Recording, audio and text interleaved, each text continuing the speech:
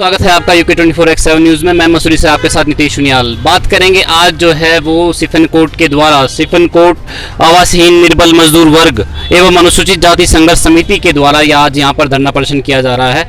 आज ही के दिन 2 साल पहले जो है वो 84 परिवारों को बेघर कर दिया गया था। सरकारी तानाशाही दिखाई गई थी, सरकारी बल का जो है दुरुपयोग किया गया था और 84 परिवारों को बेघर किया गया था। उसके बाद कई राजनीति चली, कई जो है वो आश्वासन दिए गए, चाहे वो विधायक द्वारा हो, चाहे मंत्री द्वारा हो, चाहे अध्यक्ष द्वारा हो, चाहे मुख्यमंत्री द्वारा हो, लेकिन जो है अभी तक ये 84 परिवार दर दर भटकने को जो है वो मजबूर हैं। इसी को लेकर बात करेंगे आज सिफनकोट आवासहीन निर्बल मजदूर वर्ग अनुसूचित जाति संघर्ष समिति के अध्यक्ष संजय टमटा जी से कि किस तरीके से जो है इन परिवारों को दर दर की ठोकरें खाने के लिए बड़ी बरसात में जो है वो छोड़ दिया गया। जानते हैं इनसे। जी टमटा जी, क्या कहेंगे कि किस तरीके का प्रदर्शन कर रहे हैं आज आप?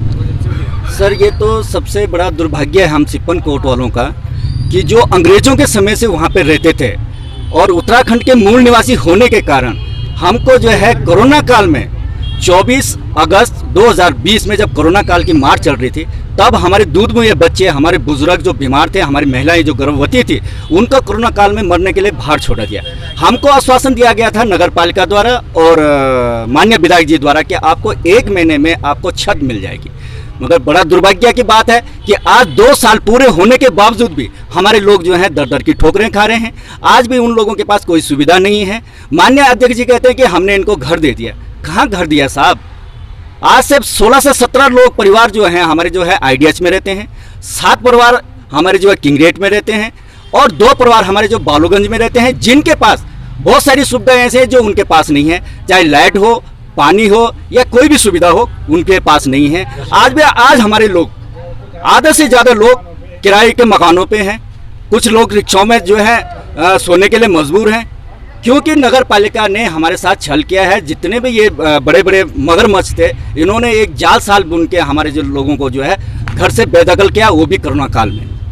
तो ये थे हमारे साथ संजय टमटा, जिनका कहना है कि कोरोना काल में जो है 84 परिवारों को जो है वो बेघर कर दिया गया, उजाड़ के जो है सड़कों पे दर दर की ठोकरें खाने के लिए छोड़ दिया गया। लेकिन जिस योजना के तहत जो ट्रॉली की योजना वहां पर जो है वो संपन्न होनी थी, पुडकुल मसूरी रोपवे योजना, उसका अभी तक वहां पर जो है किसी भी प्रकार का एक ईंट तक नहीं लगी है। 2 साल का समय जबकि पूरा हो चुका है। तो कहीं ना कहीं थोड़ी सी षड्यंत्र की जो है वो बू इस सबसे जो है वो आती है। इसी को लेकर जो है बात करेंगे। हमारे साथ यहाँ पे काफी पुराने और बुजुर्ग आदमी हैं, भंडारी जी। तो भंडारी जी जो है वो किस तरीके से आप देखते हैं कि अभी तक एक ईंट नहीं लगी जो है पुडकुल मसूरी रोपवे योजना की, और 2 साल पहले जो है वो 84 परिवारों को दर दर की ठोकरें खाने के लिए छोड़ दिया गया? देखिए, बहुत धन्यवाद आपका। मैं एक राज्य आंदोलनकारी होने के नाते इस बात को कहूँगा कि सिफनकोट हमारा है, वो एक बहुत बड़ा षड्यंत्र है। मुझे नहीं लगता है, और जो जानकार बता रहे हैं, कुछ जो सूत्र जिसे हम लोग कहते हैं, जो मित्र और अन्य हैं वो बता रहे हैं कि इसमें जो है अमित शाह से लेके और गणेश जोशी और इनका बहुत बड़ा हिस्सेदारी है, जिसमें मसूरी के चेयरमैन अनुज गुप्ता ने भी बहुत बड़ा हिस्सा लिया है। और वो जानबूझ करके 24 अगस्त 2020 को कोरोना काल में एक SDM को यहाँ कुरूर को भेजा गया और वो लोगों को सड़कों पर फेंक दिया गया।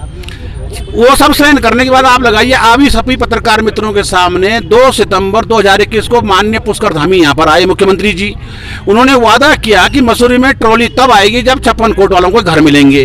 वो उसके बाद हम फिर 6 अक्टूबर, फिर 11 अक्टूबर और फिर 26 अक्टूबर 2021 को मुख्यमंत्री जी को उनके घर पे मिलने गए। उन्होंने फिर वादा कर दिया।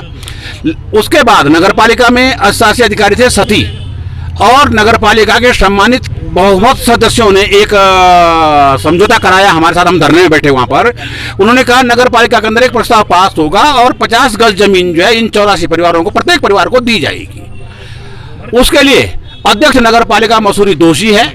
उसने कोशिश की कि ये न मिले, और वो क्योंकि दलित विरोधी चेहरा तो है ही वो, अब दलित में जैसे बांट रहे हैं वो टीरी के अंदर, पौड़ी के अंदर करके, तो दलित विरोधी होने के नाते इन्होंने ये कारण किया। पर मैं अभी आज आभारी हूँ भाजपा की जो प्रदेश महिला अध्यक्ष बनी है आशा नौटियाल, वो केदारनाथ की विधायक रही हैं और उन्होंने यहाँ संदेश मैक पर जय संदेश दिया है। और आदरणीय तीरथ सिंह रावत जी जो हमारे देवप्रयाग के सांसद भी हैं और पूर्व में उनका भी फोन आ गया और चिट्ठी भी आ रही है कि वो सब मिल करके इनका जो इनके संयोजक सरक्षा प्रदीप भंडारी जी हैं, राजेंद्र शेमाल, संजय टंडा, इन सबको बुला रहे हैं बहुत जल्दी। मुझे डेट के भी याद नहीं है, लेकिन बहुत जल्दी। और ये हम विश्वास दिला रहे हैं कि अगर ये मसूरी के विघ्नकारी कुछ लोग मुझे नहीं पता वो कौन कौन है। हाँ, उनमें विधायक भी कम नहीं है, चेयरमैन कम नहीं है, ये सब अगर ये सब गड़बड़ नहीं करेंगे तो बहुत जल्दी 56 कोर्ट वालों की समस्या का समाधान होगा। तो ये थे हमारे साथ जो है वो भंडारी जी, जिनका जो है सीधा आरोप है कि कहीं ना कहीं इसका जो है वो राजनीतिक जो है वो इंटरफेयर, राजनीतिक विरोध जो है वो काफ़ी इसमें जो है वो देखने को मिल रहा है। और जी बताएं। एक थोड़ा सा मैं भूल गया था, एक अफवाह गणेश जोशी द्वारा चलाई गई पिछली बार कि मंगला माता ने पैसे दे दिए। देखिए कितना गरीब का कैसे बेवकूफ है। क्या वो मंगला माता जिसके पास इतना बड़ा ब्लैक मनी है, ब्लैक मेलर है, अगर वो तो वो मंगला माता आ करके उन गरीबों को पैसे देते 2-2 लाख रुपया, वो घर बना देते अपना। और उन्होंने क्या चाल चली कि गणेश जोशी को पैसे दे दिए। अब गणेश जोशी आगे और मुख्यमंत्री कहीं पूजा कर गए पुष्कर धामी, मेरी आवाज पुष्कर धामी तक मेरे मित्र हैं, कोई बात नहीं, मित्रता तो रहेगी, लेकिन चुप भी नहीं रहूंगा। मैं ये कह रहा हूं कि पुष्कर धामी जी को शर्म आनी चाहिए कि भाई वो जो उन्होंने वो शिलान्यास किया था, वो सत्यानाश किया था या शिलान्यास किया था, और वो मंगला माता जो है उसका पैसा कहाँ गया। कहाँ पर ये समस्या आ रही है कि जो है इन 84 परिवारों को आवास अभी तक जो है वो नहीं मिल पा रहे हैं? देखिए, ये बातें एक्चुअली कोरे कागज वाली बातें हैं।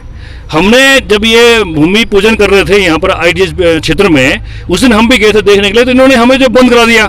हमने कहा कि वो मैप कहाँ है, आप कौन सी कॉलोनी बनाने जा रहे हैं, वो हमें दिखा दीजिए। नगर पालिका ने आपको कब जमीन आवंटित कर दी है वो दिखा दीजिए। तो मुझे तो लगता है सब छलावा कर रही है। इसलिए मुझे ये मैं नहीं कह सकता हूँ कि कोई इनके नाम पे भूमि आवंटित हुई है, कोई इनके नाम पे कोई बजट आया है। ये यदि आया है तो बहुत बड़ा घोटाला करके इन लोगों ने कहीं और वो समा दिया है।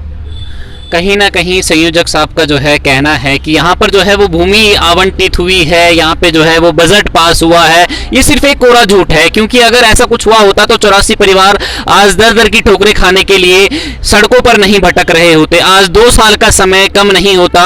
और कोरोना काल में जिस समय जो है वो पूरा विश्व त्रस्त था इस आपदा से, उस समय जो है इन गरीबों को बाहर निकाला गया। तो कहीं ना कहीं ये अपने आप में पूरी मानवता के लिए एक शर्म की बात है।